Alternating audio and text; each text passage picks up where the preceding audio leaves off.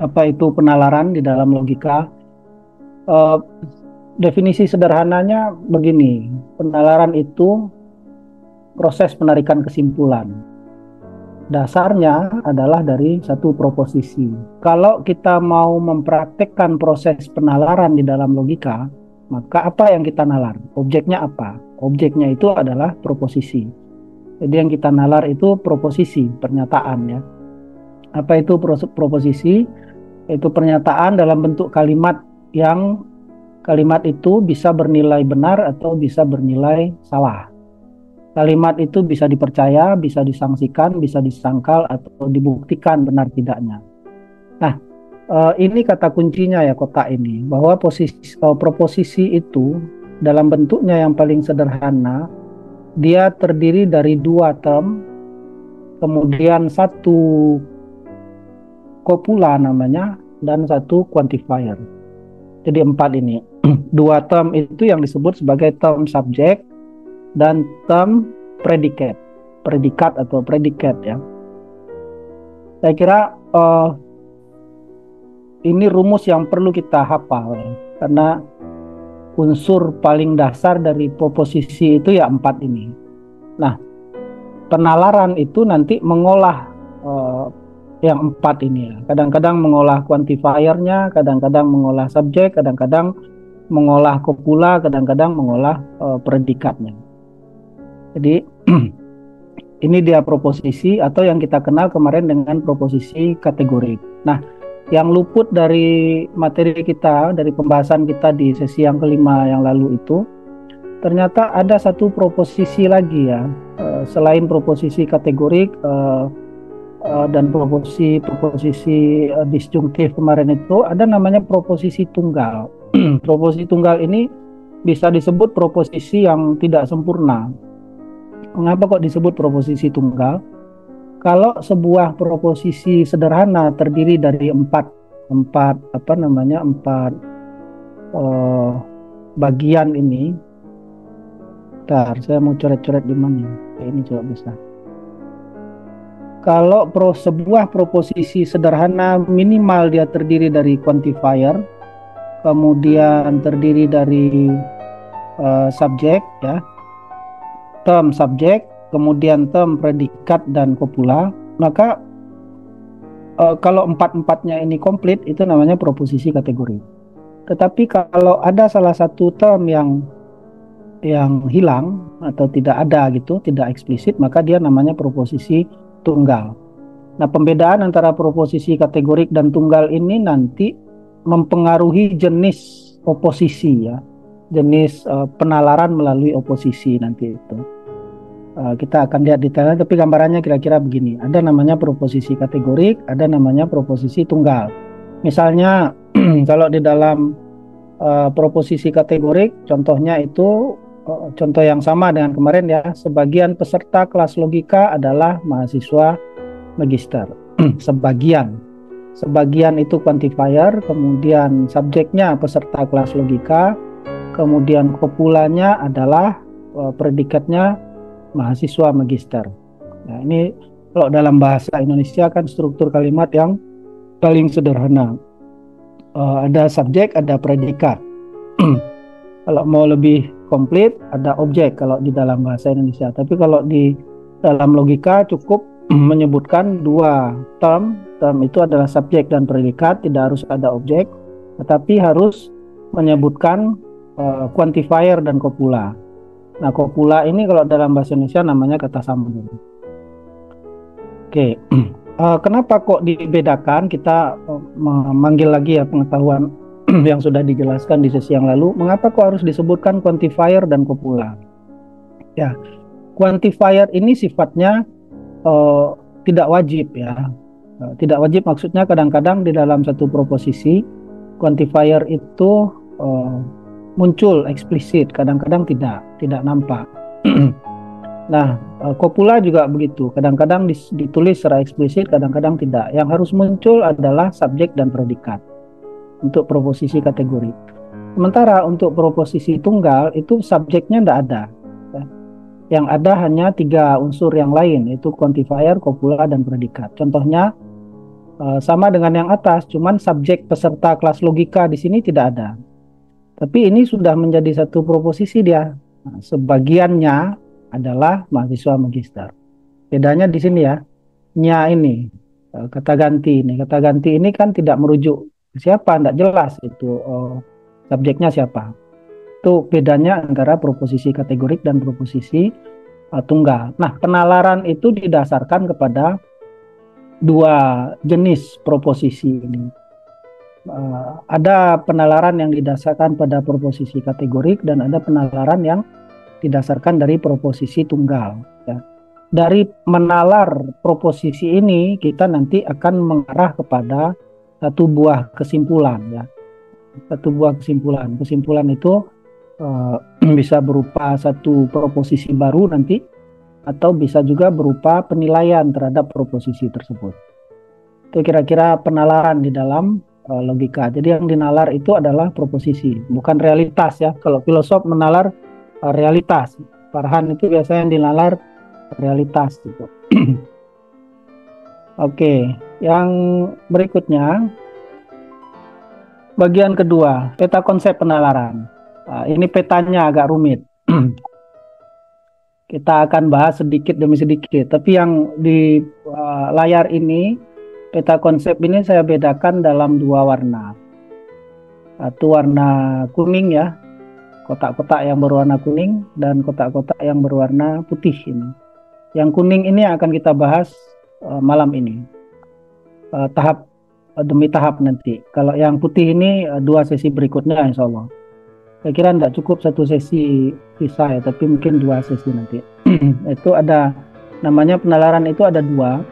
Ada namanya penalaran langsung, ada namanya penalaran tidak langsung.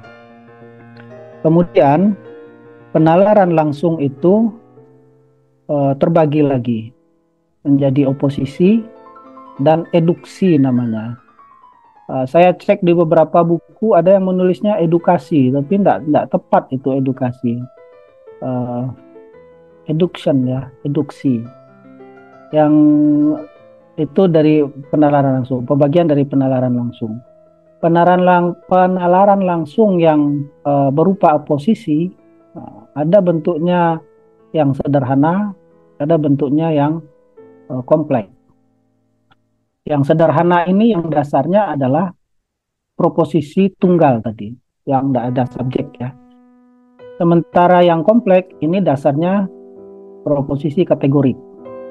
Semua manusia akan mati misalnya, itu kan proposisi kategorik ya.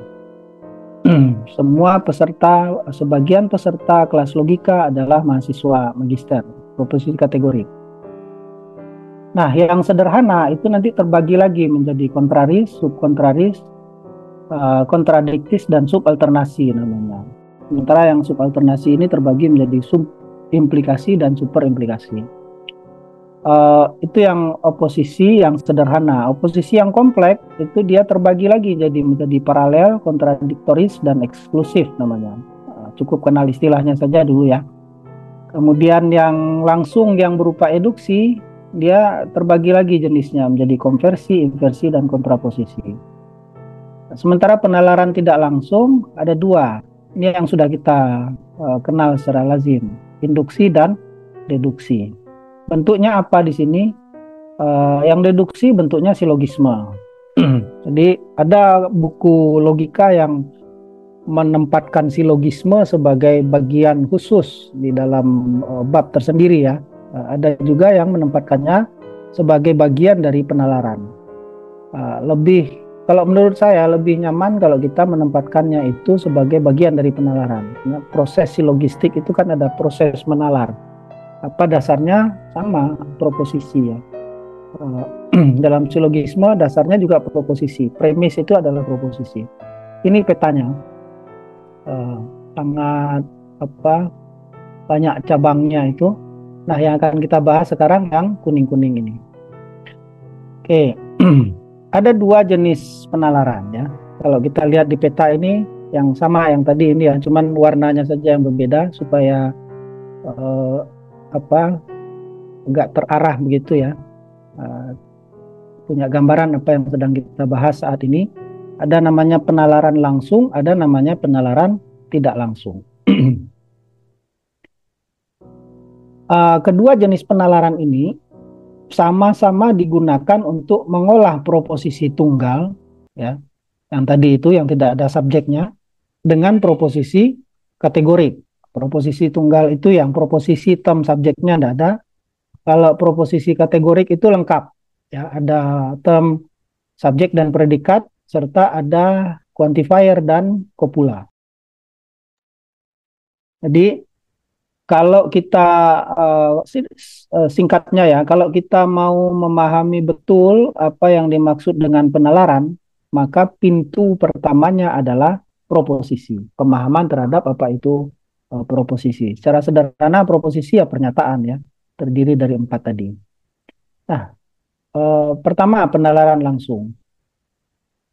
Penalaran langsung ini berkenaan dengan proses penarikan kesimpulan. Jadi penarikan kesimpulan didasarkan pada sebuah proposisi tunggal, bukan proposisi kategorik ya di sini. Untuk penalaran langsung yang sederhana proposisi tunggal, untuk proposisi yang kedua proposisi kategorik. Proposisi kategorik ini dasarnya penalaran kompleks ya, proposisi yang kompleks nanti. Jadi kita bisa melakukan proses penalaran atau mengambil kesimpulan dari sebuah proposisi tunggal atau dari sebuah proposisi kategori. Tuh. Bagaimana caranya? Penarikan kesimpulan itu dilakukan dengan cara mengolah dua term yang tersedia di dalam proposisi itu. Apa dua term tersebut? Subjek dan predikat, serta mengubah quantifier dan copula, ya, mengubah dua hal itu, salah satunya atau kedua-duanya. Oke, mengapa kok quantifier? Kita lihat quantifier itu kan berkenaan dengan kuantitas ya, kuantitas. Ada 3 kuantitasnya kemarin yang di pekan-pekan lalu kita jelaskan, universal, kemudian partikular dan singular. 3 itu kuantitas di dalam logika pasti 3 itu, universal, partikular, dan singular. Sementara copula itu berkenaan dengan kualitas. Yang copula ini, kualitas itu ada 2 di dalam logika, ya, negatif dan positif. Nah, positif dan negatif. Positif negatif ini bukan kategori moral kalau dalam logika, tapi kualitas ya, kualitas proposisi itu. Oke. Nah, hasil dari penalaran langsung bisa berupa 2 hal. Pertama, bisa berupa penilaian. Yang kedua, bisa berupa kesimpulan. Kok bisa 2 ini? Ya, karena penalaran langsung yang kita lakukan berdasarkan proposisi tunggal, hasilnya bukan kesimpulan baru ya, bukan kesimpulan dalam proposisi baru, tidak. Tapi hasilnya adalah menilai apakah di antara proposisi tunggal itu dengan term yang sama benar atau salah. Kita lihat nanti. Sementara kalau dasarnya adalah proposisi kategorik, ya, yang lengkap tadi, maka hasilnya bisa berupa kesimpulan. Ada 2 itu hasil dari penalaran langsung. Bisa menarik kesimpulan berupa proposisi baru atau menilai apakah proposisi tersebut benar atau salah. Contohnya begini. Ini ada kolom-kolom banyak sekali ya. Ada yang sebelah kiri ini ada kolom proposisi tunggal, ada kolom proposisi kategorik ya. 2 kotak untuk proposisi kategorik, 1 untuk proposisi tunggal. Yang atas ini ada quantifier, ini unsur-unsur di dalam proposisi ya. Kemudian term subjek, lalu copula, kemudian term predikat. Kita ingat lagi bahwasanya term subjek dan predikat ini term pokok di dalam proposisi. Kalau dia ada dua-duanya, disebutkan dua-duanya, ya, tertulis keduanya, ini ada subjek ada predikatnya, itu namanya proposisi kategori. Kalau subjeknya tidak ada, Di sini kosong ya, yang bagian sini nih. Kalau subjeknya tidak ada, yang ada hanya predikat, itu namanya proposisi tunggal. Oke. Nah, pada proposisi tunggal, contohnya begini. Semuanya adalah mahasiswa magister. Quantifiernya ini berarti universal ya, semua. Kuantitasnya semua. Semuanya adalah di sini kopula, menunjukkan kualitas. Ada ya, kualitasnya positif. Tuh. Mahasiswa magister menunjukkan predikat. Nah, di dalam penalaran langsung, kata kuncinya adalah pertama ada kesamaan predikat. Predikatnya harus sama. Yang berbeda adalah quantifier atau kopulanya. Di sini letak bedanya ya. Kalau kita lihat nanti kalau di sini kan masih sama quantifiernya. Nanti ada yang beda quantifiernya. Contoh yang di sini sama-sama universal quantifiernya ya, semuanya dan semuanya. Tetapi di sini kopulanya berbeda. Proposisi yang pertama kopulanya positif. Proposisi yang kedua kopulanya negatif. Nah, semuanya adalah mahasiswa magister, proposisi pertama. Yang kedua, semuanya bukan mahasiswa magister. Oke. Kalau kita cermati proposisi ini, dua proposisi ini bertentangan. Ya, karena yang satu kualitasnya positif, yang satu kualitasnya negatif. Nah, dari dua proposisi ini, sebenarnya ini proposisi dasarnya satu, proposisi tunggal yang positif. Ya, tetapi karena dikembangkan menjadi dua, maka satu positif, satu negatif dia. Dari proposisi ini kita tidak bisa menghasilkan satu kesimpulan baru, satu proposisi baru, tidak. Tetapi kita menilai di antara dua proposisi ini, mana yang benar, mana proposisi yang benar, dan mana proposisi yang salah. Ini kalau menggunakan proposisi tunggal.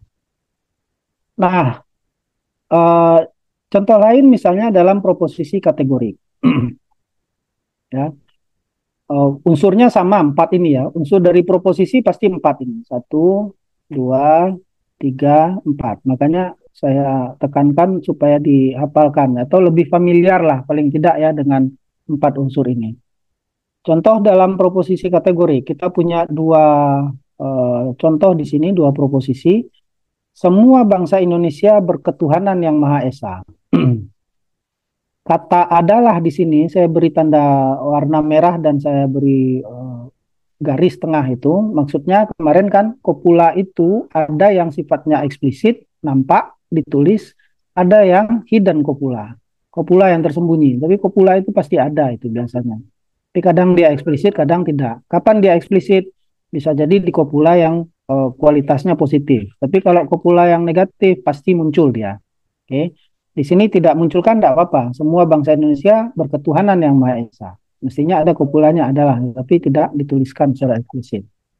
Nah, proposisi yang kedua, sebagian bangsa Indonesia tidak berketuhanan yang Maha Esa. Kalau di yang pertama kita mengatakan semua orang Indonesia itu berketuhanan yang Maha Esa, sementara di proposisi yang kedua kita mengatakan bahwa sebagian bangsa Indonesia tidak berketuhanan yang Maha Esa. Berarti ada bangsa Indonesia yang tidak berketuhanan yang Maha Esa. Nah, artinya dua proposisi ini berada pada posisi oposisi, ya, saling bertentangan atau saling berlawanan. Maka kita tidak bisa menghasilkan satu kesimpulan dari proposisi ini. Yang kita hasilkan adalah penilaian. Mana di antara dua proposisi kategorik ini yang benar dan mana yang salah. Itu dia pembahasan tentang oposisi itu nanti. Oke. Nah, yang proposisi tunggal ini proposisi dalam bentuk oposisi yang sederhana nanti. Kalau ini yang kategorik. Yang kategorik ini yang kompleks. Contoh yang ketiga ya. Ini dasarnya juga proposisi kategorik. Tetapi hasilnya bukan penilaian, tetapi hasilnya kesimpulan. Dua proposisi ini, proposisi 1 dan 2 ini bukan proposisi yang bertentangan, tetapi proposisi yang kedua itu merupakan kesimpulan dari proposisi yang pertama. Kita baca contohnya ya. Contohnya, semua lulusan UIN adalahnya kopula tetapi dia hidden ya. makanya ditulis merah di situ. Jadi semua lulusan UIN memiliki ijazah UIN. Ya, ini contoh ya. Semua lulusan UIN punya ijazah UIN. Apa yang bisa kita simpulkan kalau dalam bahasa Arab itu namanya bainal mantuk wal mafhum ya, antara yang eksplisit dan yang implisit. Nah, mafhumnya apa di situ? Nah, mafhum itulah kesimpulan gitu. Dalam mantik ya. Mafhumnya apa? Kalau kita katakan semua lulusan UIN memiliki ijazah UIN, itu berarti semua yang memiliki ijazah UIN adalah lulusan UIN. Nah, saya nggak ngerti, yang penting punya ijazah ya, entah ijazahnya asli atau tidak itu kan belakangan ya. Tapi ini kita bicara UIN, tidak bicara UGM ya. Oke, itu mafhum namanya kalau di dalam mantik. Nah, kalau di sini namanya pengambilan kesimpulan dari proses penalaran. Ini contoh dari penalaran langsung. Yang kedua, ada namanya penalaran tidak langsung. Apa itu penalaran tidak langsung? Yaitu proses penarikan kesimpulan sama dengan penalaran langsung tadi, yang didasarkan atas menghubungkan dua buah proposisi. Nah, bedanya di sini. Kalau yang penalaran langsung tadi itu dasarnya satu proposisi, kalau yang tidak langsung ini dasarnya dua proposisi kategori. Atau bisa juga tiga atau empat proposisi kategori. Kalau di dalam deduksi nanti misalnya kita dasarkan pada dua proposisi. Tetapi kalau di dalam induksi itu dasarnya bisa tiga, bisa empat, bisa lima proposisi ya. Untuk sampai kepada kesimpulan. Yang jelas di antara proposisi-proposisi tersebut ada namanya term penghubung. Term penghubung ya, yang menghubungkan premis mayor dan premis minor. Nah, dari menghubungkan dua proposisi atau lebih tersebut dihasilkan sebuah proposisi lain sebagai kesimpulan. Ya, ini contoh yang sederhana ini. Ada kita punya proposisi satu, proposisi dua. Bisa nanti kita sebut kalau dalam penjelasan lebih lanjut ini premis, yang satu ini premis, yang dua premis, atau ini premis mayor, ini premis minor misalnya ya. Dan ada proposisi kesimpulan. Unsur dari proposisi sama ya, empat ini, quantifier, subjek, copula, dan predikat. Pasti itu kuncinya itu unsur proposisi itu, quantifier, subjek, copula, predikat. Contohnya premis mayor atau proposisi satunya, posisi pertama. Semua orang yang memiliki ijazah UGM, tadi UIN ya, sekarang kita nyerempet sedikit ke UGM, tidak apa-apa lah, mumpung masih hangat. Semua orang yang memiliki ijazah UGM adalah lulusan atau alumni UGM. Oke, ini premis mayor atau proposisi satu. Yang kedua, quantifiernya hidden ya. Boleh kalau untuk yang partikular itu. Jokowi, kopulanya juga hidden, punya atau memiliki ijazah UGM. Oke. Premis minornya. Kalau kita menggunakan model deduktif seperti ini. Yang kita lihat antara proposisi satu dan proposisi dua ini kan berbeda ya. Oke, berbeda. Kalau di dalam penalaran langsung tadi itu sama predikatnya. Coba kita lihat ya. Nih contohnya. Predikatnya kan sama ini, yang langsung tadi. Sama-sama mahasiswa magister, sama-sama berbunyi berketuhanan yang Maha Esa untuk penilaian ya. Kalau ini kan kesimpulan dari sini ya. Yang proposisi kedua ini dihasilkan dari memahami proposisi yang pertama. Nah, beda dengan yang ini. Dia terdiri dari dua proposisi, tetapi predikatnya berbeda. Yang satu predikatnya berbunyi lulusan atau alumni UGM. Yang kedua predikatnya berbunyi memiliki ijazah UGM. Oke, subjeknya juga berbeda. Nah, ini berarti di dua proposisi kategoris yang berbeda. Dihubungkan dua proposisi kategoris itu, lalu dari menghubungkan dua proposisi itu dihasilkan sebuah kesimpulan. Oke.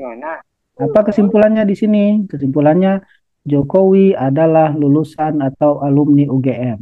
Ini kalau kita melihat dari struktur proposisi ya. Kalau dari bukti konkretnya, enggak urusan kita lah ya, biar diselesaikan oleh orang yang punya urusan itu. Tapi kalau kita lihat dari struktur proposisinya, ya kesimpulannya mesti begini. Nah, itu dia penalaran tidak langsung. Nah, bedanya berarti kalau penalaran langsung dia terdiri dari satu proposisi tunggal atau kategori, atau dengan mempertentangkan dua proposisi tunggal. Sementara penalaran tidak langsung dia terdiri dari dua proposisi. Dari menghubungkan dua proposisi itu dihasilkan kesimpulan. Kesimpulan itu berupa proposisi yang baru. Ya. Ini yang model deduktif. Kita dalami nanti di sesi berikutnya lah. Gambaran saja. Nah, kita sekarang fokus ke penalaran langsung. Petanya tadi yang apa itu penalaran sudah tadi ya. Kemudian bentar. Yang ini sudah. Kemudian kita sekarang mengarah ke sini. Ada dua bentuk penalaran tadi ya. Gambaran umumnya sudah ada langsung, ada tidak langsung. Apa itu induksi, deduksi nantilah ya. Sekarang kita membahas tentang penalaran langsung itu. Ada dua model penalaran langsung nanti, yaitu oposisi dan namanya eduksi. Ada dua bentuk penalaran langsung, yaitu oposisi dan eduksi. Apa bedanya? Penalaran langsung dalam bentuk oposisi sekarang yang pertama. Bentuk penalaran langsung yang pertama. Penalaran langsung dalam bentuk oposisi ini yang kalau di dalam bukunya Mundiri itu dijelaskan satu bab ya khusus. Di bukunya Mundiri tidak dijelaskan sebagai bagian dari penalaran. Tapi di banyak referensi yang lain pembahasan tentang oposisi ini dijelaskan sebagai bagian dari bab umum tentang penalaran. Saya ngambil langkah yang kedua itu. Yang oposisi, penalaran langsung dalam bentuk oposisi, itu dia didasarkan, yaitu bentuk penalaran yang didasarkan pada satu proposisi tunggal atau satu proposisi kategori. Rumusan pertama. Yang kedua, penalaran langsung dalam bentuk oposisi, dia melahirkan atau menghasilkan penilaian. Tadi yang kita sebutkan ya, penilaian. Lalu berikutnya, ada dua jenis penalaran langsung. Pertama, oposisi penalaran langsung berupa oposisi ini ya. Pertama, oposisi sederhana. Yang kedua, oposisi kompleks. Kalau kita lihat peta konsepnya, ada yang sederhana, ada yang kompleks. Apa bedanya? Kita lihat bedanya dari contoh ini saja. Ada dua dua baris ya, dua baris yang pertama baris proposisi tunggal dan oposisi sederhana. Yang kedua baris proposisi kategorik yang berkenaan dengan oposisi kompleks. Nah, kalau mengacu kepada dua jenis oposisi tadi, berarti oposisi sederhana itu dasarnya proposisi tunggal, ya. Nih, yang sederhana. Dia dasarnya proposisi tunggal, ya, atau disebut juga dengan oposisi satu term. Term predikatnya sama, sementara term subjeknya tidak ada. Karena term predikatnya ini sama, tetapi kopulanya beda, itu bahkan kadang-kadang quantifiernya beda, maka dia menjadi dua proposisi yang bertentangan. Sementara yang kedua, oposisi kompleks, itu dasarnya adalah proposisi kategorik, bukan proposisi tunggal, tetapi kategorik. Lengkap dia ya, quantifier, subjek, kopula, predikatnya lengkap. Contohnya hampir sama dengan yang di atas tadi, semuanya adalah mahasiswa magister. Dioposisikan dengan semuanya bukan mahasiswa magister. Kita memberi penilaian dari dua proposisi ini mana yang benar. Jadi menilai dia. Penarikan kesimpulannya itu bukan berupa satu proposisi baru, tetapi berupa penilaian. Mana di antara dua proposisi ini yang benar dan mana yang salah. Lalu, yang kompleks, oposisi kompleks, contohnya karena didasarkan pada sebuah proposisi kategorik yang lengkap, bukan proposisi tunggal, maka kita melihat 4 unsur proposisinya lengkap ya, quantifier, subjek, copula, dan predikatnya lengkap. Semua bangsa Indonesia berketuhanan yang Maha Esa. Di sini copulanya hidden, adalahnya hidden. Nah, dipertentangkan dengan sebagian bangsa Indonesia tidak berketuhanan yang Maha Esa. Predikatnya sama. Ya. Dua proposisi ini bertentangan karena satu menyatakan bahwa semua bangsa Indonesia eh, menganut sila yang pertama, tetapi proposisi yang kedua mengatakan bahwasanya sebagian bangsa Indonesia tidak menganut sila yang pertama, tidak berketuhanan. Jadi kan bertentangan, yang mana yang benar ini? Nah itu dia endingnya, hasilnya adalah sama ya, karena penalaran langsung berkenaan dengan penilaian. Oke, baik yang sederhana maupun yang kompleks. Baik. Nah, sementara ada jenis lain dari penalaran langsung yang endingnya tidak penilaian tapi kesimpulan. Kalau kita lihat petanya tadi, yang di sini yang penilaian, ya, yang di sini yang kesimpulan. Oke, deduksi dengan 3 bagiannya ini yang menghasilkan kesimpulan. Contohnya tadi sama ya dengan yang di atas tadi. Dasarnya proposisi kategorik, 4 unsur proposisinya ada semua, subjek, copula, dan predikat. Semua lulusan UIN adalah memiliki ijazah UIN. Di sini adalahnya hidden, copulanya hidden. Jadi tidak disebutkan, tidak apa-apa. Semua lulusan UIN memiliki ijazah UIN. Dari proposisi ini apa kesimpulan yang bisa dihasilkan? Nah, yang berupa proposisi baru, semua yang memiliki ijazah UIN adalah lulusan UIN. Hasilnya bukan penilaian, tetapi hasilnya kesimpulan. Dengan kata lain, proposisi yang kedua ini dihasilkan dari memahami proposisi yang pertama. Itu dia mafhum tadi yang saya sebut. Jadi yang eduksi ini nanti dia didasarkan pada satu proposisi kategorik, menghasilkan kesimpulan, jenisnya ada 3, konversi, inversi, dan kontraposisi. Ini petanya, konversi, inversi, dan kontraposisi. Kita abaikan dulu nanti yang eduksi ini. Kita masuk kepada oposisi sekarang. Atau kita kalau di petanya ini ya, oposisi ini yang sederhana dan kompleks. Apa itu oposisi? Secara sederhana, oposisi itu artinya pertentangan. Partai oposisi ya, partai yang menentang. Indonesia ini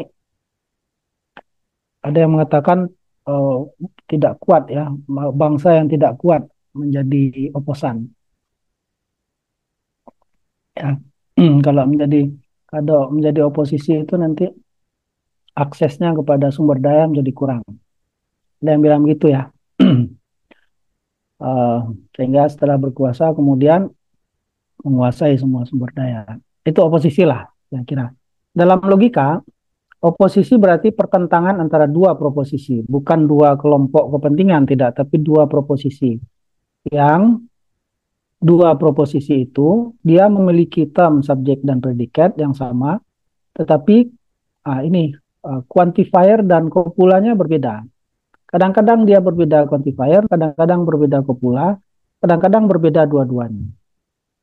Jadi saya garis bawahi sekali lagi, proposisi itu dasarnya untuk bisa memahami ya dipilah itu menjadi mana quantifiernya, mana kopulanya, mana term, predikat, dan subjeknya.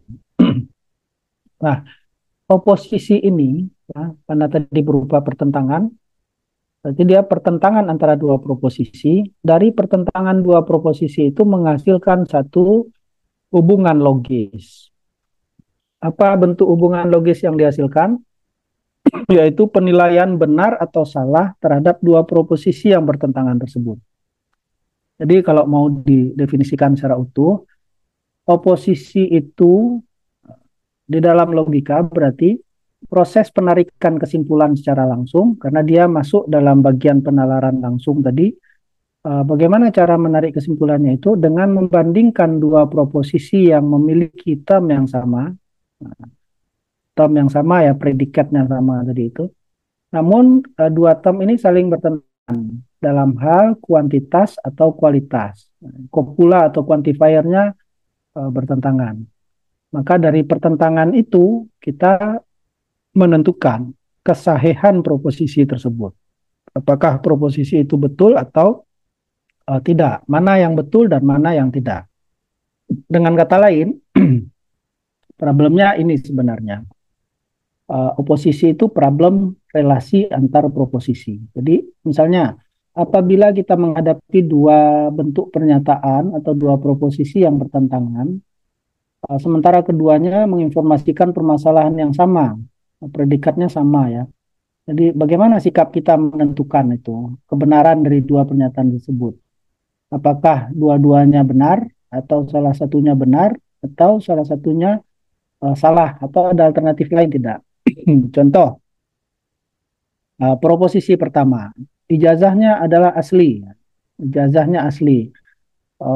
Kopula di sini bisa kita hidden ya, kita hapus gitu enggak apa-apa karena dia kopula positif ya, kualitasnya positif, ijazahnya asli.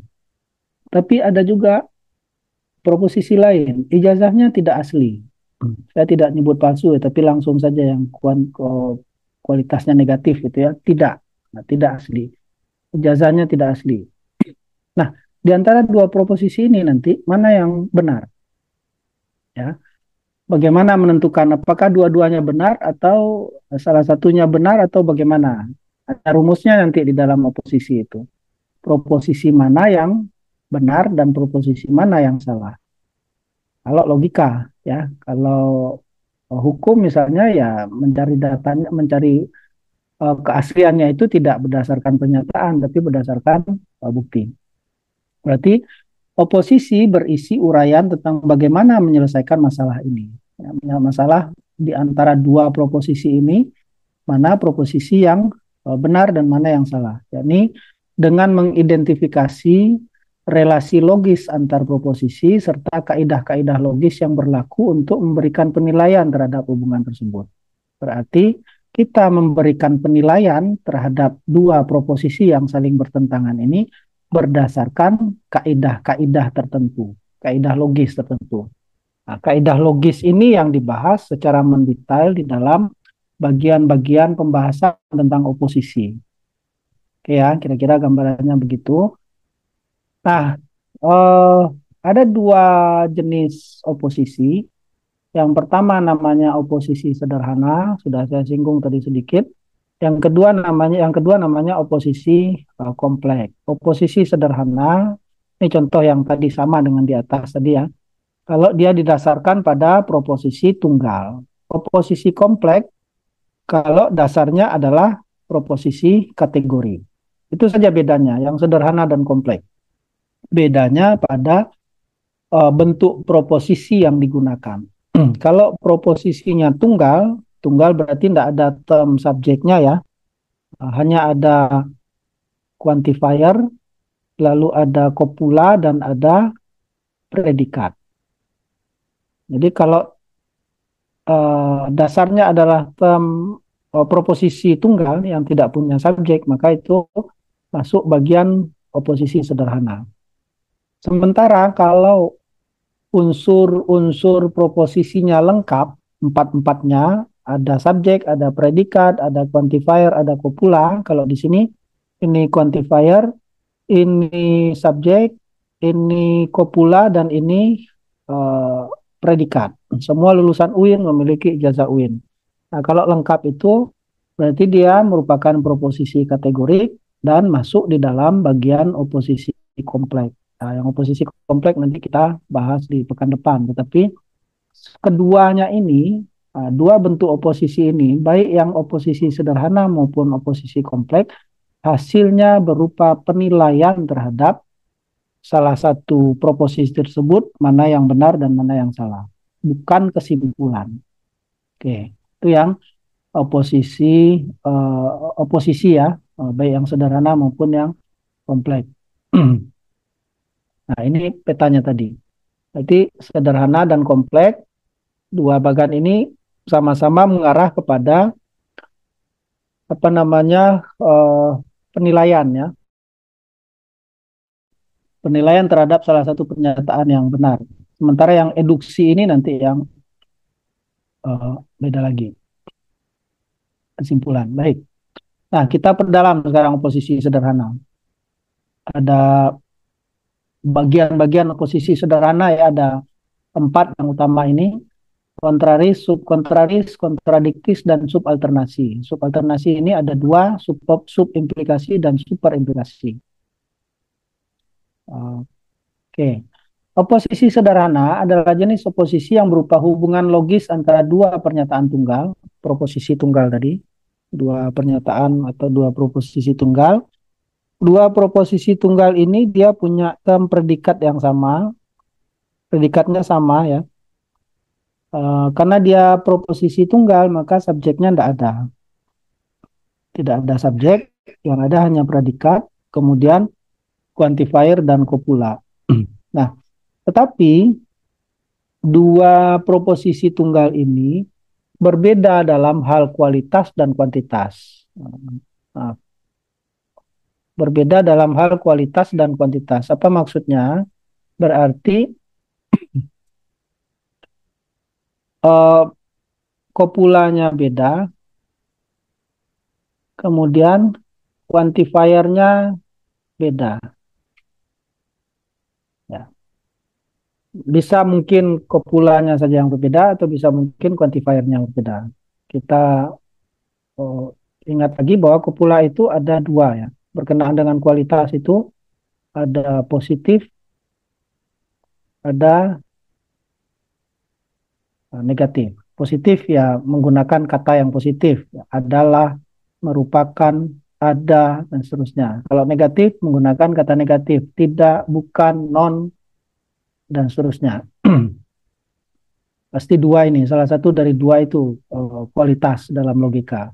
Sementara quantifier itu ada 3. Universal, partikular,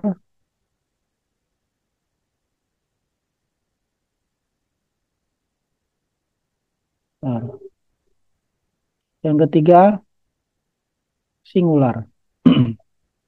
Universal ini umum, kata yang digunakan semua, misalnya ya, seluruhnya, tuh universal.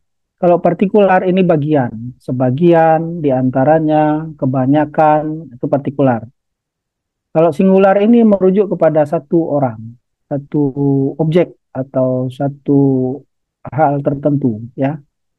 Bisa bisa orang, bisa benda dan lain-lain. Singular dia. Nah, quantifier itu di dalam logika pasti 3 ini yang kita bahas di dalam pembahasan mengenai dalam sesi proposisi yang lalu. Oke, yang oposisi sederhana ini dia predikatnya tidak ada, subjeknya tidak ada, predikatnya sama, dan copula dan quantifiernya kadang-kadang ada perbedaannya terletak pada copula, kadang-kadang terletak pada quantifier. Ya, berdasarkan perbedaan itulah maka ada 4 jenis oposisi sederhana. Apa saja namanya? Kontraris, subkontraris, kontradiksi, dan subalternasi. Ini petanya tadi ya. Sederhana ada 4, kontraris, subkontraris, kontradiksi, dan subalternasi. Subalternasi ini nanti bagi 2, superimplikasi dan subimplikasi namanya. Apa sih bahasa Indonesianya? Kontraris itu pertentangan, perlawanan ya. Subkontraris ini setengah perlawanan. Kira-kira kontradiksi ini pertentangan. Subalternasi ini semacam implikasi lah ya. Implikasi dari pernyataan tersebut. Oke. Kita ingat lagi ada mengingat ulang ini ya jenis proposisi tadi karena kata kuncinya ini menggambarkan kopula, yang kuantitas menggambarkan quantifier.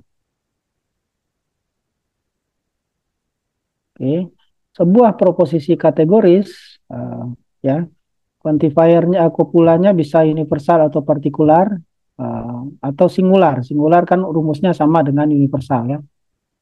Kemudian kualitasnya bisa afirmatif atau negatif, positif atau negatif. Nah, lambang yang digunakan, nah, kalau dia kualitasnya afirmatif dan kuantitasnya universal, berarti dia proposisi afirmatif universal, itu lambangnya A. Sementara kalau kualitasnya positif, tetapi dia tidak universal, melainkan partikular, lambangnya I. Kalau yang singular, dia ikut universal ya. Kemudian begitu juga dengan yang negatif. Maka kemarin kita membahas ada paling tidak ada 6 jenis proposisi itu dengan lambang AI dan EO ya. Dari kata apa ini? Ini kata affirmo dan ini kata nego ya. Menggambarkan mana yang universal, mana yang partikular. Ini merecall ulang saja ini apa pembahasan kita yang lalu untuk membedakan jenis-jenis proposisi kategoris. Nah, dengan dasar perbedaan itu kita lihat sekarang bagaimana bentuk oposisi yang 4 jenis ini. Karena sama-sama menggunakan lambang AE ini ya. Berarti dia kan sama-sama proposisi kategoris atau ini kalau ini tunggal ya, proposisi tunggal yang apa afirmatif universal atau afirmatif singular atau afirmatif partikular atau yang lainnya. Nah, yang kontraris ini kriterianya apa? Yang kontraris ini apabila kita menemukan dua pernyataan atau proposisi tunggal, tetapi proposisi tunggal itu kualitasnya sama-sama universal. Jadi quantifiernya sama-sama universal. Kalau universal positif berarti kan A itu kodenya. Kemudian dua pernyataan tunggal proposisi tunggal yang universal ini karena dia bagian dari oposisi maka term predikatnya sama ya, predikatnya sama tapi tidak punya subjek. Cuman kualitasnya beda, kopulanya beda ya, satu kopulanya afirmatif positif, yang satu kopulanya negatif. Contohnya yang ini semuanya adalah koruptor ya. Ini afirmatif, universal afirmatif. Kenapa kok universal afirmatif? Karena kualitasnya universal, kemudian kopulanya afirmatif atau positif. Jadi kita menemukan misalnya satu proposisi yang mengatakan semuanya adalah koruptor. Tetapi kita juga menemukan pada saat yang sama proposisi lain yang predikatnya sama, ini predikat ya, koruptor ini, sama-sama tidak punya subjek, tetapi kualitasnya berbeda. Yang satu kualitasnya positif, sementara proposisi yang kedua kualitasnya negatif. Maka bunyi proposisinya semuanya bukan koruptor. Oke, di antara dua proposisi ini di dalam logika ya, bagaimana hubungannya? Nah, makanya hubungannya namanya hubungan oposisi kontraris namanya, oposisi berlawanan. Dan artinya dua proposisi ini berlawanan. Nah, bagaimana cara menentukan di antara dua proposisi ini mana yang benar dan mana yang salah? Ada kaidahnya. Nah, kaidah ini yang agak rumit ini ya. Ini hampir agak matematik ini. Perlu dicermati itu ya, perlu dihafalkan dan seterusnya ya. Lalu perlu dipraktekkan lah, ada rumusnya. Saya mau menulis rumus di sini enggak, nanti malah kesannya berat. Jadi saya tulis kaidahnya saja. Kaidahnya kalau kita menemukan ada dua proposisi universal begini, pernyataan tunggal universal yang bertentangan kualitasnya, maka kalau salah satu dari proposisi ini benar, misalnya yang benar yang atas ya, semuanya adalah koruptor, maka pernyataan yang lain salah. Pasti, itu ini kaidahnya sudah pasti. Kalau pernyataan yang satu benar, maka yang lain salah. Kalau semuanya koruptor, maka berarti pernyataan semuanya bukan koruptor, itu pernyataan yang keliru. Harus memilih salah satu. Ya, dalam kasus tadi ya ijazahnya ya palsu atau asli atau tidak asli. Nah, harus memilih salah satu itu, tidak bisa sama-sama asli, tidak bisa sama-sama palsu. Nah, kaidah yang kedua, jika yang satu salah, misalnya yang salah ini, pernyataan yang pertama, pernyataan semuanya adalah koruptor itu pernyataan yang keliru, misalnya. Maka pernyataan yang lain, pernyataan yang kedua ini, semuanya bukan koruptor, itu bisa jadi benar, tapi bisa jadi salah. Kalau yang semuanya bukan koruptor, berarti kalau semuanya bukan koruptor, semuanya adalah koruptor itu pernyataan yang salah. Ya, kita katakan semua orang ini adalah semua pejabat itu koruptor misalnya. Itu pernyataan yang salah. Kalau kita katakan itu pernyataan yang salah, berarti pernyataan sebaliknya yang ini semua pejabat itu bukan koruptor, bisa jadi benar, ya, bisa jadi salah. Mungkin sebagian yang korupsi, ya, atau memang semuanya bukan koruptor. Ini bisa jadi benar, bisa jadi salah. Kalau pernyataan yang pertama, yang positif ini salah. Oke. Jadi kita ambil contoh misalnya, yang partikular ya, ijazahnya asli. Ijazah Farhan misalnya asli gitu. Ijazah SMA Farhan asli. Kemudian eh, yang partikularnya eh, maaf yang singularnya di sini, kalau di sini universal ya, kita bisa pakai singular juga untuk mengganti universal itu. Ijazah Farhan tidak asli. Maka di antara dua itu ya hanya salah satu saja proposisi yang benar, asli atau tidak asli. Ya, kalau kita katakan asli berarti yang tidak asli proposisinya keliru. Tapi kalau kita katakan bahwa ijazah Farhan tidak asli, ya, bahwa yang pernyataan yang pertama itu salah, ya, pernyataan bahwa ijazah Farhan asli, maka ijazah Farhan itu bisa jadi pernyataan yang kedua yang ijazah Farhan tidak asli itu dapat benar dan dapat juga salah. Tidak ada kemungkinan ketiga. Kaidahnya begitu, ya.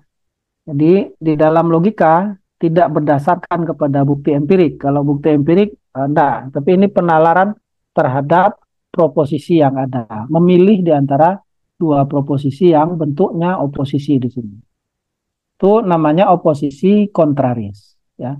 Tidak ada kemungkinan ketiga, yakni kedua-duanya sama-sama salah, tidak mungkin. Jenis oposisi sederhana yang pertama. Yang kedua, nanti pelan-pelan dipraktekkan saja. Ini yang penting menurut saya adalah kaidahnya ini, karena menguji ya, karena biasanya kita ini banyak kasus kita dihadapkan pada dua pernyataan yang bertentangan sekarang ini, dan kita bingung menentukan.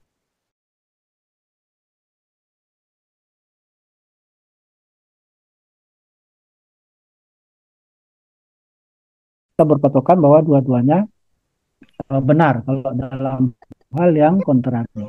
Yang kedua, namanya oposisi subkontraris. Kalau kontraris tadi dia uh, universal pernyataannya, kalau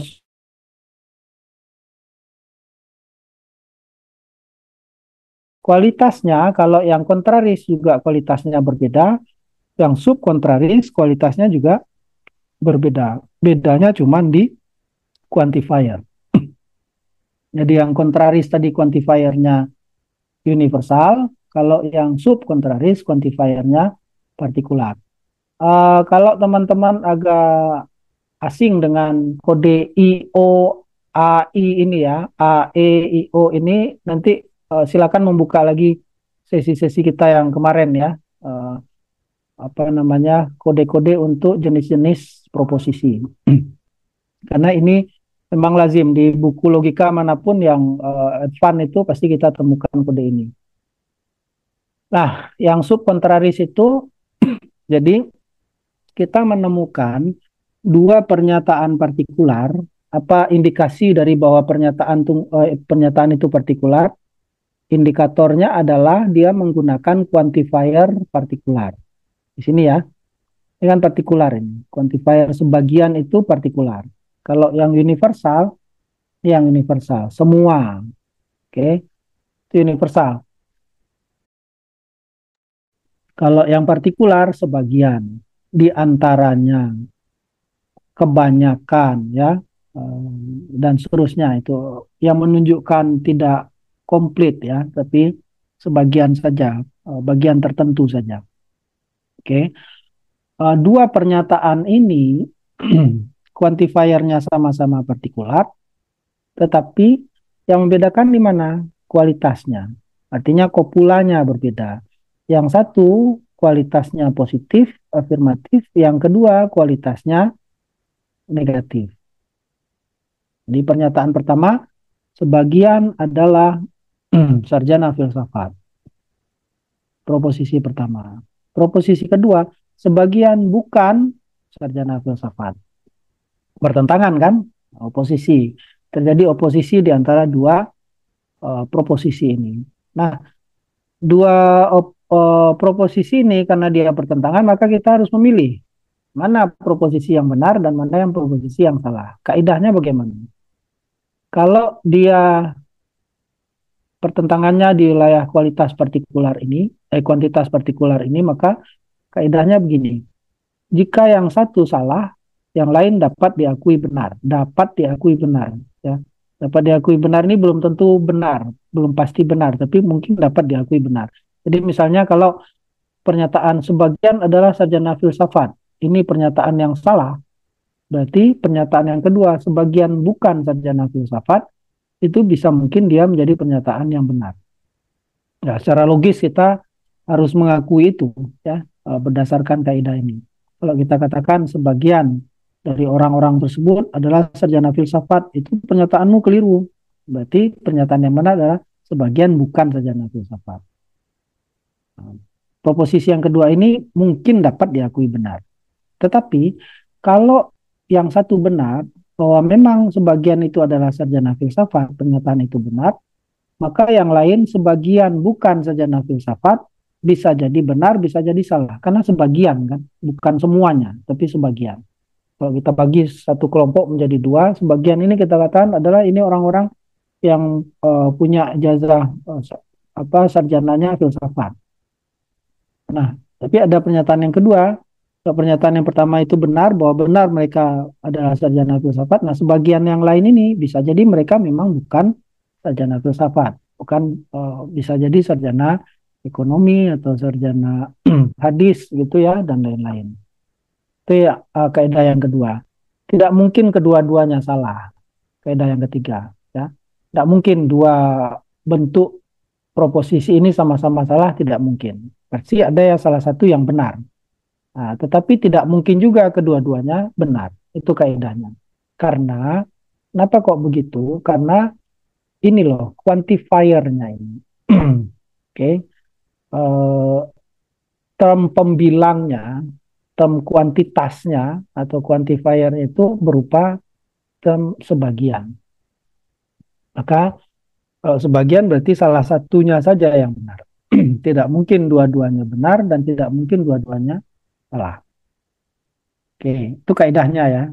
Nanti belajar membaca berita juga melihat quantifier ini. Quantifier, kemudian melihat kopula dan melihat subjek serta predikatnya. Supaya kalau kita menemukan dua statement yang berbeda, proposisi itu istilah di dalam logika ya. Kalau di dalam istilah populer namanya statement, pernyataan. Kalau kita menemukan pernyataan yang bertentangan, wah ini dua pernyataan ini bertentangan. Maka menentukan mana di antara dua pernyataan ini bertentangan, kita lihat quantifiernya ya, unsur quantifier, unsur kuantitas, kualitas, serta subjek dan predikatnya. Nah, mengacu kepada kaidah-kaidah ini, kita bisa menentukan, oh ini kalau menemukan dua ini, dua pernyataan yang bertentangan secara subkontraris ini, maka salah satunya, kalau satu salah, yang lain pasti benar. Atau jika yang satu benar, yang lain mungkin dapat benar dan juga mungkin dapat salah. Tidak mungkin dua-duanya salah, tidak mungkin dua-duanya benar. Karena sebagian tadi. Itu namanya oposisi subkontraris. Yang ketiga, ada oposisi penuh. Atau namanya kontradiksi. Oke. Jadi, dalam kontradiksi ini kriterianya sama-sama pernyataan tunggal, ya predikatnya sama ya, sama-sama. Kalau di sini hitam itu predikatnya, tetapi berbeda kualitas dan kuantitas. Kuantitasnya beda, kualitasnya beda. Artinya quantifiernya berbeda, ya. Kemudian kopulanya juga berbeda. Kita lihat perbedaan quantifier dulu, kuantitas dulu. Proposisi yang pertama, yang atas ini quantifiernya universal. Sementara proposisi yang kedua, quantifiernya partikular. Kuantitasnya ya, ini universal, ini partikular. Yang proposisi yang kedua, kualitasnya positif afirmatif. Proposisi yang kedua, yang pertama positif, yang kedua negatif.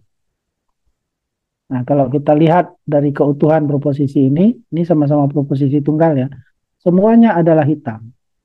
Pernyataan atau proposisi ini atau statement ini bertentangan secara penuh dengan pernyataan sebagian tidak hitam. Ya, bertentangan. Kontradiksi dia. Karena satu pernyataan mengatakan semuanya hitam. Nah, pernyataan yang lain mengatakan sebagian tidak hitam. Kan pernyataan itu bertentangan, tapi beda kualitas kuantitasnya beda. Yang di bawah juga begitu. Bedanya di mana ini cuman uh, jenis jenis proposisinya saja yang berbeda ya, afirmatif positif atau afirmatif afirmatif universal atau afirmatif partikular dan seterusnya. Nah, kalau kita menghadapi model pernyataan pertentangan pernyataan seperti ini, maka kaidahnya karena ini kontradiksi ya, maka kaidahnya berbeda. Katanya kalau kita menghadapi pernyataan kontradiktif ini, maka kaidahnya adalah kalau proposisi yang atas yang benar, yang satu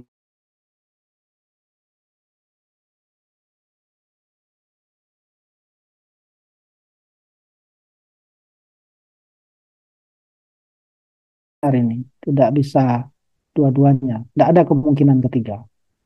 Itu kaidahnya. Kalau kita katakan semuanya hitam, yang semuanya menggunakan baju hitam misalnya, maka berarti sebagian tidak hitam itu tidak ada, karena semua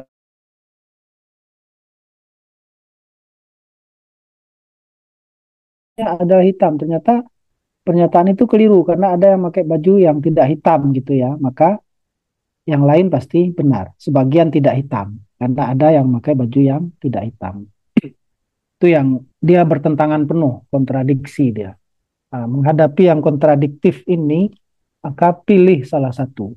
Tidak ada kemungkinan kedua. Tidak mungkin benar keduanya atau tidak mungkin salah keduanya. Nah, biasanya kita menemukan di media-media sekarang pernyataan-pernyataan yang kontradiktif ini. Tetapi kita bingung menentukan di antara dua pernyataan itu mana yang benar, mana yang salah. Sehingga kadang-kadang kita menganggap dua-duanya benar, dan kadang-kadang kita menganggap dua-duanya salah. Dalam hubungan logis, dalam logika, ya harus dipilih salah satunya. Karena sifatnya kontradiksi. Yang keempat namanya oposisi subalternasi.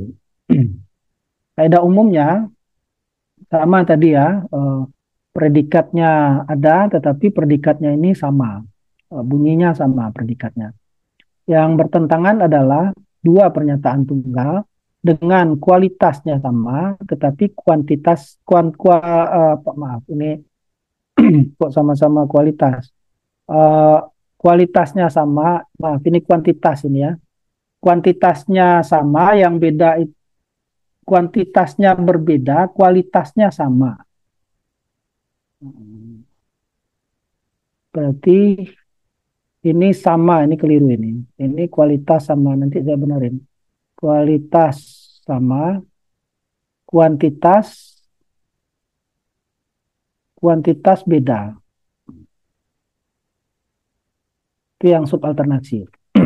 Jadi kalau eh, kopulanya itu sama, sama-sama positif atau sama-sama negatif, kemudian kuantitasnya yang beda, ya.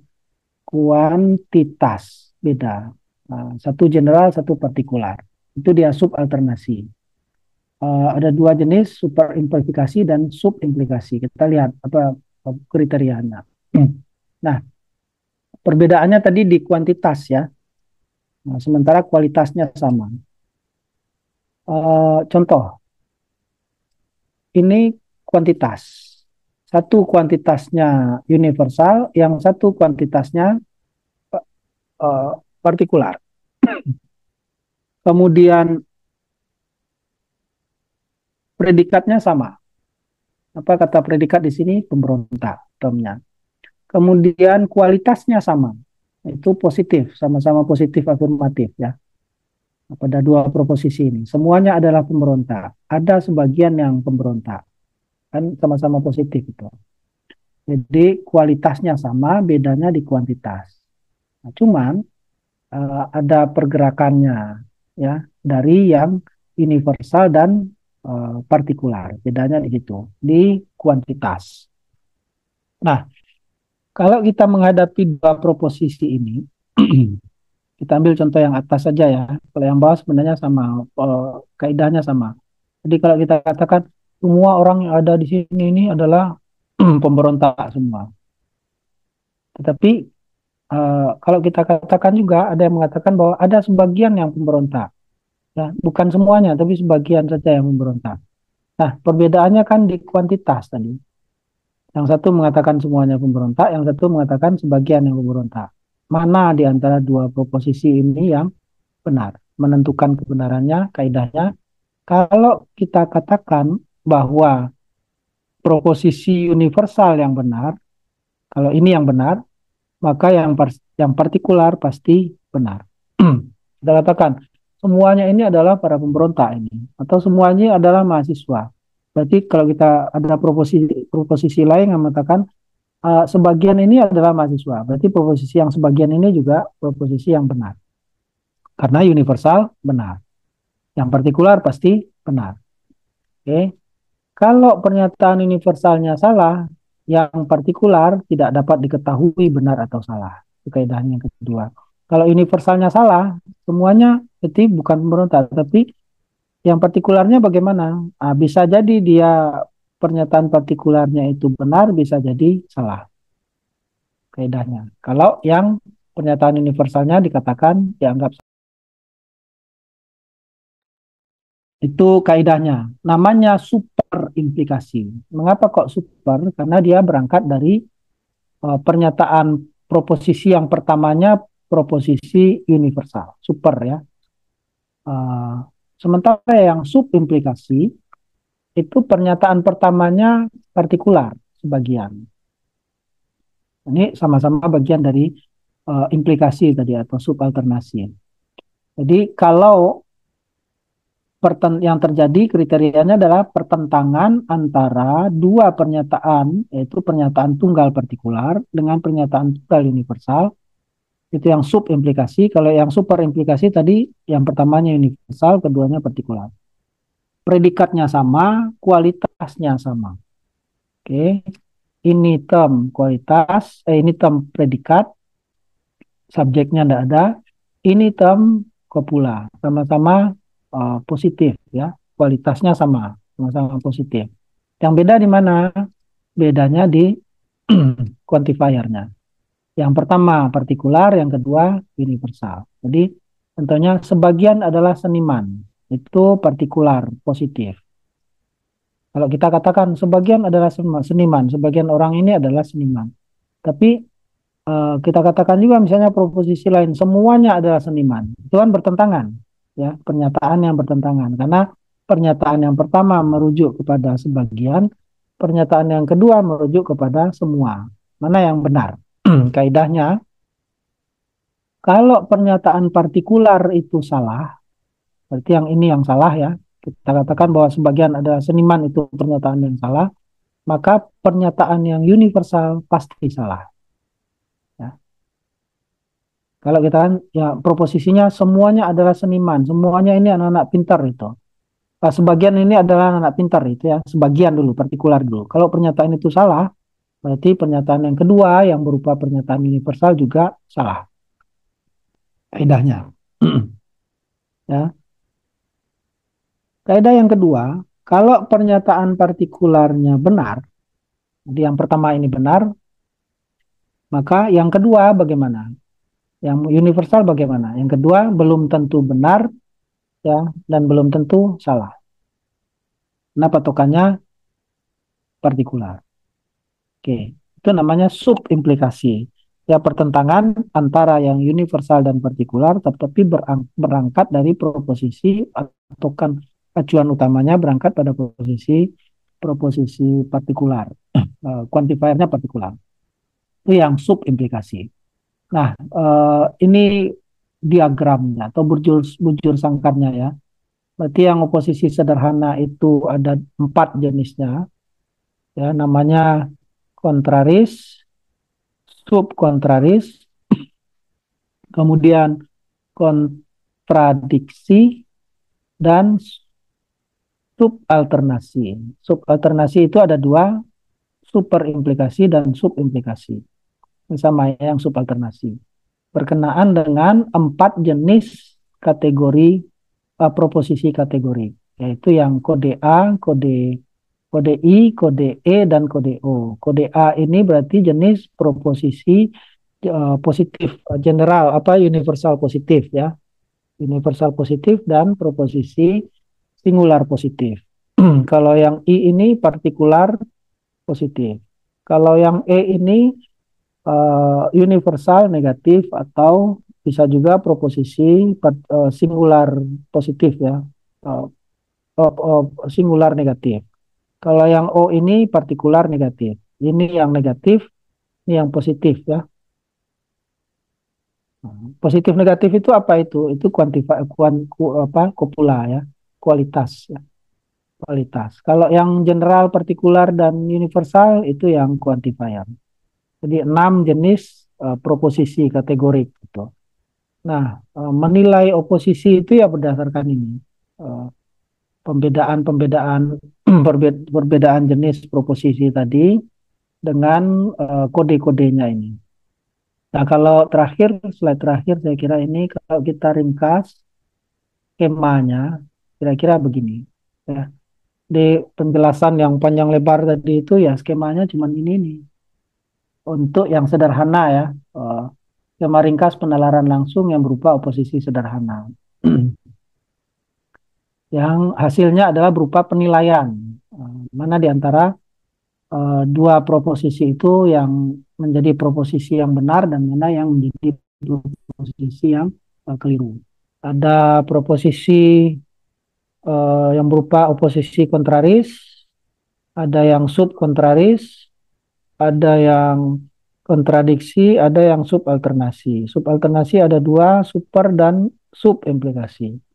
Kriterianya ini masing-masing nanti silakan dilihat lagi secara terperinci perbedaannya ya, di mana letak bedanya.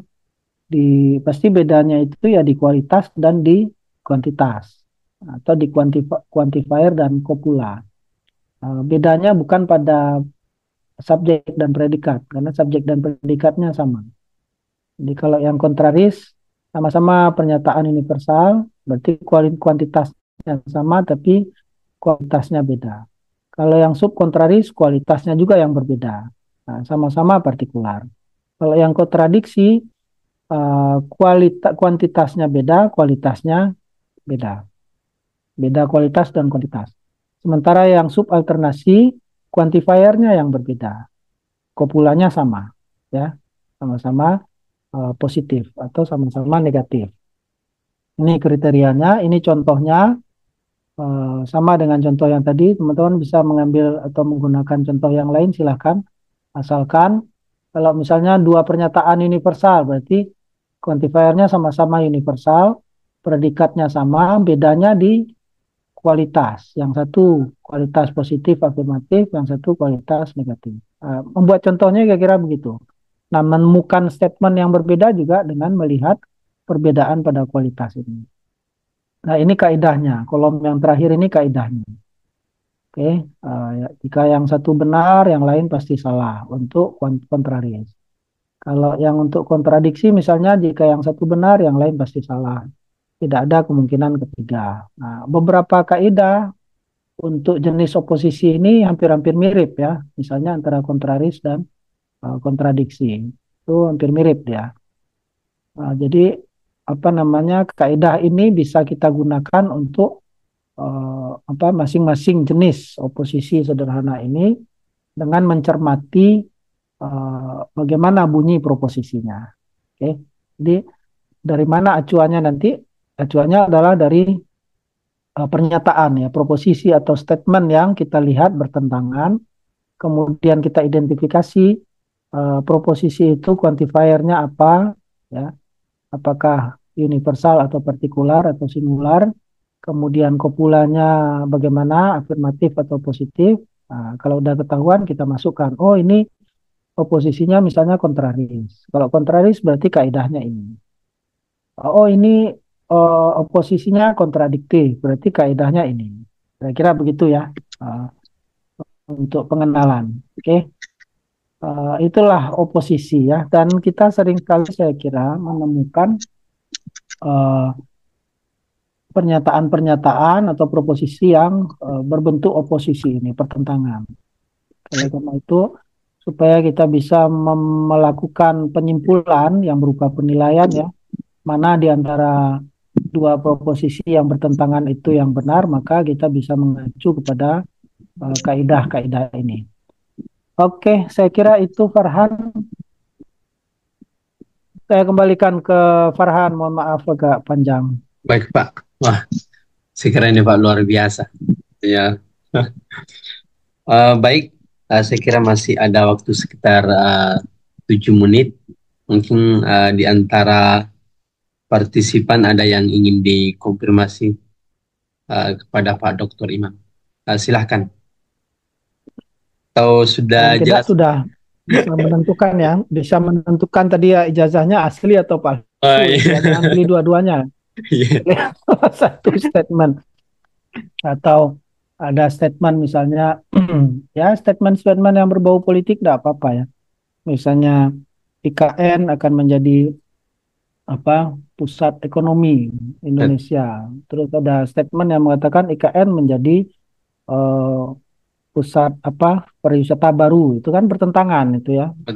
Atau tidak bisa menjadi pusat ekonomi Indonesia karena kondisinya macam-macam. Kalau bukti empirik itu bukan wilayah logika.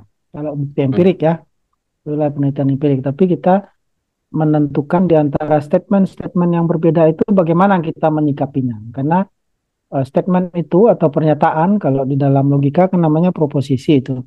Pernyataan yang bertentangan itu ternyata ada kaidahnya untuk menentukan. Oh, iya. Nggak bisa kita pilih dua-duanya benar atau dua-duanya salah, tidak. Tapi harus mengikuti kaidah yang berlaku uh, di dalam bentuk oposisi tersebut. Itu dia pembahasan mengenai oposisi itu, Farhan. Baik, baik Pak.